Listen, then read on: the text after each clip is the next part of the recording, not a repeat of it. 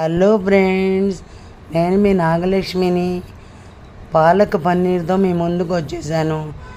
పాలకూర 2 కట్టలు తీసుకుని బాగా కడిగి వేడి నీళ్ళల్లో వేసి ఉడకబెట్టాలి. అది పక్కన వార్ చేసుకుని దాన్ని ఏం చేయాలంటే మిక్సీలో వేసుకోవాలి. 2 పచ్చిమిరపకాయలు, ఉప్పు వేసి మిక్సీలో వేసి గ్రైండ్ చేసి పక్కన పెట్టుకోవాలి. తర్వాత బాండీలో నూనె వేసుకుని వెల్లుల్లిపాయలు బాగా వేయించి దాంట్లో ఉల్లిపాయ ముక్కలు వేసి అలా వేయించుకోవాలి. పాలక్ పన్నీర్ కూడా చాలా బాగుంటుందండి. చేసి చూడాలి మీరు. ఇది చూసారా? ఒక్కసారి చేసుకుంటే మీకు తెలుస్తుంది. అదిగో అల్లం పచ్చిమిరపకాయ పేస్ట్ వేసేయండి.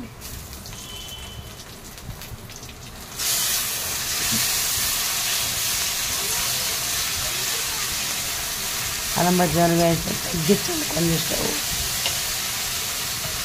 బాగా వేగాక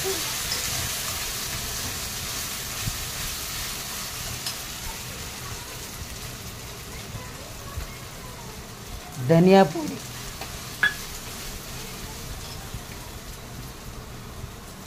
జీరా పొడి,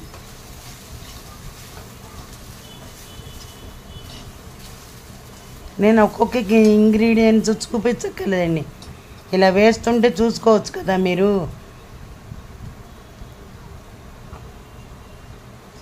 గరం మసాలా పొడి ఇలా చెప్తున్నాను కదా, లైవ్లో చెప్తున్నాను, మీరు చూసుకుని చేసుకోండి జాగ్రత్తగా.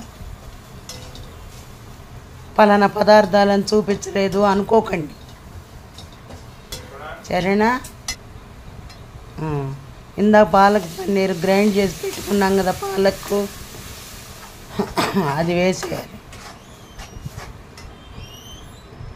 అంతే.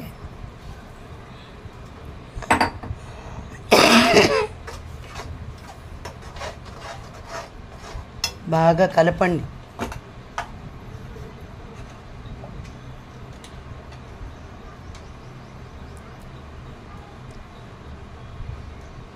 రెండు చెంచాలు కారం వేయండి.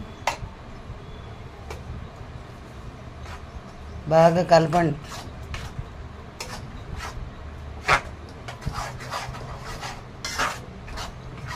వాళ్ళకు కొంతమంది తినరండి, తినని వాళ్ళకి ఇలా చేసి పెడితే ఇంకా బాగుంటుంది.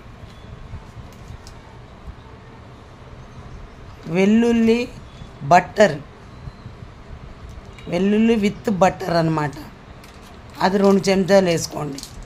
అది మళ్ళీ ఫ్రిడ్జ్లో పెట్టేసుకోవచ్చులేండి.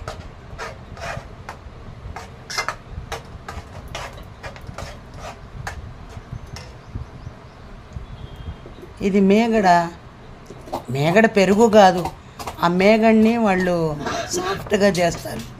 ఆ సాఫ్ట్గా చేసిన మేగడ అన్నమాట. ఇది బయట షాపుల్లో అమ్ముతారు, కొనుక్కోండి అంతే.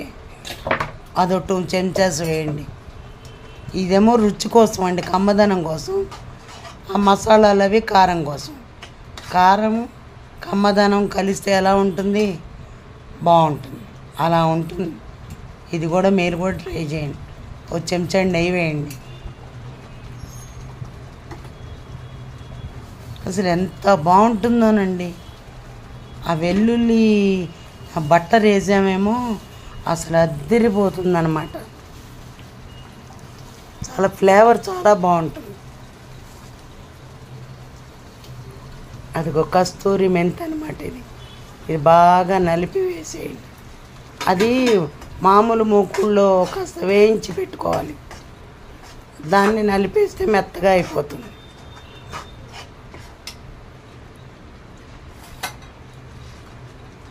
అంతే,